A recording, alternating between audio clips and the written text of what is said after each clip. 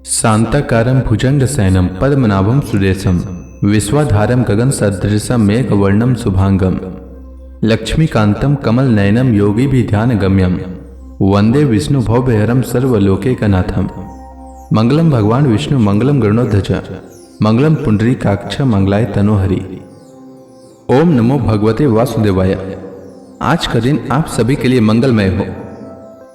आइए सुनते हैं सावन मास कथा का अध्याय 57। श्रीमद् भागवत महापुराण की कथा में श्री सुखदेव जी आगे कहते हैं, परीक्षित, भगवान बलराम जी के मन में व्रज के नंद बाबा आदि स्वजन संबंधियों से मिलने की बड़ी इच्छा और उत्कंठा थी।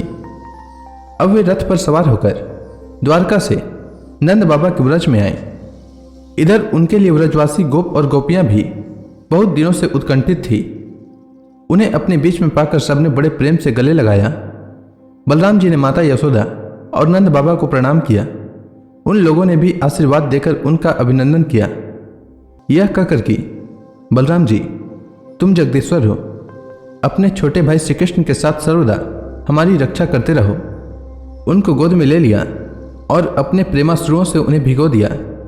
इसके बाद बड़े बड़े गोपों को बलराम जी ने और छोटे छोटे गोपों ने बलराम जी को नमस्कार किया। वे अपनी आयु, मेलजोल और संबंध के अनुसार सबसे मिले जुले। ग्वाल बालों के पास जाकर किसी से हाथ मिलाया, किसी से मीठी मीठी बातें की, किसी को खूब हंस हंस कर गले लगाया। इसके बाद जब बलराम जी की थकावट दूर हो गई, वे आराम से बैठ गए। तब सब ग्वाल उनके पास आए। इन ग्वालों ने कमल नयन भगवान श्री कृष्ण के लिए समस्त भोग, स्वर्ग और मोक्ष तक त्याग रखा था। बलराम जी ने जब उनके और उनके घर वालों के संबंध में कुशल प्रश्न किया, तब उन्होंने प्रेम गदगद वाणी से उनसे प्रश्न किया, बलराम जी, वसुदेव आदि हमारे सब भाई बंधु सकुशल है ना? अब आप लोग स्त्री पुत्र आदि के साथ रहते हैं, बाल बच्चेदार हो गए हैं। क्या कभी आप लोगों को हमारी याद भी आती है?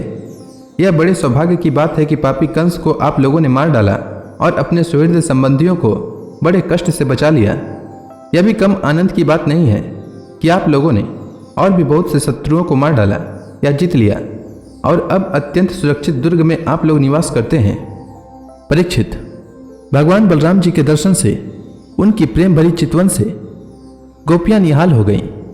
उन्होंने हंसकर पूछा, क्यों बलराम जी, नगर नारियों के प्राण वल्लभ श्री कृष्ण अब सकुशल तो है ना? क्या कभी उन्हें अपने भाई बंधु और पिता माता की भी याद आती है? क्या वे अपनी माता के दर्शन के लिए एक बार भी यहाँ आ सकेंगे? क्या महाबाहु श्री कृष्ण कभी हम लोगों की सेवा का कुछ भी स्मरण करते हैं? आप जानते हैं कि स्वजन संबंधियों को छोड़ना बहुत ही कठिन है। फिर भी हमने उनके लिए माँ बाप, भाई बंधु, पिता पुत्र और बहन बेटियों को भी छोड़ दिया। परंतु प्रभु, वे बात की बात में हमारे सौहार्द और प्रेम का बंधन काटकर हमसे नाता तोड़कर परदेश चले गए। हम लोगों को बिल्कुल ही छोड़ दिया।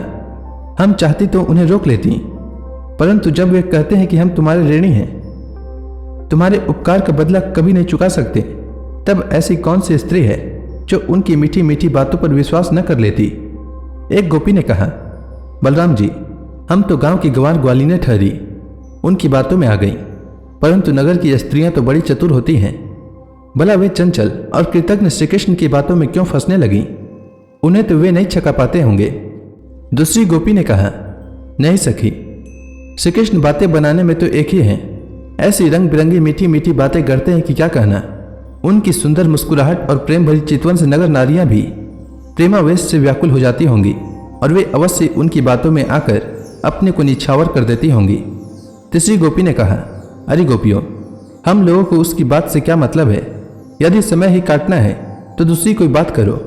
यदि उस निष्ठुर का समय हमारे बिना बीत जाता है तो हमारा भी उसी की तरह भले ही दुख से क्यों न कटे, कट ही जाएगा। अब गोपियों के भाव नेत्रों के सामने भगवान श्री कृष्ण की हंसी, प्रेम भरी बातें, चारु चितवन, अनूठी चाल और प्रेमालिंगन आदि मूर्तिमान होकर नाचने लगे। वे उन बातों की मधुर स्मृति से तन्मय होकर रोने लगीं। परीक्षित, भगवान बलराम जी नाना प्रकार से अनुनय विनय करने में बड़े निपुण थे। उन्होंने भगवान श्री कृष्ण के हृदय स्पर्शी और लुभावने संदेश सुना सुनाकर गोपियों को संतावना दी और वसंत के 2 महीने चैत्र और वैशाख वहीं बिताए। वे रात्रि के समय गोपियों में रहकर उनके प्रेम की अभिवृद्धि करते क्यों न हो, भगवान बलराम ही जो ठहरे। उस समय कुमुदिनी की सुगंध लेकर भीनी भीनी वायु चलती रहती। पूर्ण चंद्रमा की चांदनी छिटक कर यमुना जी के तटवर्ती उपवन को उज्जवल कर देती और भगवान बलराम गोपियों के साथ वहीं विहार करते। वरुण देव ने अपनी पुत्री वारुणी देवी को वहां भेज दिया था। वह एक वृक्ष के खोटर से बह निकली। उसने अपनी सुगंध से सारे वन को सुगंधित कर दिया। मधुधारा की वह सुगंध वायु ने बलराम जी के पास पहुंचाई, मानो उसने उन्हें उफाड़ दिया हो। उसकी महक से आकृष्ट होकर बलराम जी गोपियों को लेकर वहां पहुंच गए और उनके साथ उसका पान किया।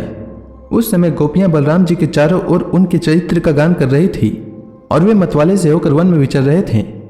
उनके नेत्र आनंद मत से विवल हो रहे थे। गले में पुष्पों का हार शोभा पा रहा था। वैजंती की माला पहने हुए आनंदोन्मत्त हो रहे थे। उनकी एक कान में कुंडल झलक रहा था। मुखार विंद पर मुस्कुराहट की शोभा हो रही थी।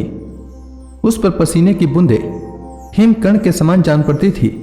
सर्वशक्तिमान बलराम जी ने जल क्रीड़ा करने के लिए यमुना जी को पुकारा, परंतु यमुना जी ने यह समझकर कि ये तो मतवाले हो रहे हैं, उनकी आज्ञा का उल्लंघन कर दिया। वे नहीं आई। तब बलराम जी ने क्रोधपूर्वक अपने हल की नोक से उन्हें खींचा और कहा, पापिनी यमुने, मेरे बुलाने पर भी तू मेरी आज्ञा का उल्लंघन करके यहाँ नहीं आ रही है, मेरा तिरस्कार कर रही है। देख, अब मैं तुझे तेरे स्वेच्छाचार का फल चखाता हूँ। अभी अभी तुझे हल की नोक से 100 टुकड़े किए देता हूँ। जब बलराम जी ने यमुना जी को इस प्रकार डांटा फटकारा, तब वे चकित और भयभीत होकर बलराम जी के चरणों पर गिर पड़ी और गिड़गिड़ा कर प्रार्थना करने लगी। लोकाभिराम बलराम जी, महाबाहो, मैं आपका पराक्रम भूल गई थी। जगतपते, अब मैं जान गई कि आपके अंश मात्र शेष जी इस सारे जगत को धारण करते हैं।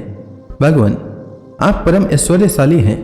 आपके वास्तविक स्वरूप को न जानने के कारण ही मुझसे यह अपराध बन गया है। सर्वस्वरूप भक्त वत्सल, मैं आपकी शरण में हूँ। आप मेरी भूल चूक क्षमा कीजिए, मुझे छोड़ दीजिए। अब यमुना जी की प्रार्थना स्वीकार करके भगवान बलराम जी ने उन्हें क्षमा कर दिया और फिर जैसे गजराज हथनियों के साथ क्रीड़ा करता है, वैसे ही वे गोपियों के साथ जल क्रीड़ा करने लगे। जब वे यथेष्ट जल विहार करके यमुना जी से बाहर निकले, तब लक्ष्मी जी ने उन्हें नीलांबर, बहुमूल्य आभूषण और सोने का सुंदर हार दिया। बलराम जी ने नीले वस्त्र पहन लिए और सोने की माला गले में डाल ली। वे अंगराग लगाकर सुंदर भूषणों से भूषित होकर इस प्रकार शोभायमान हुए, मानो इंद्र का श्वेत वर्ण ऐरावत हाथी हो।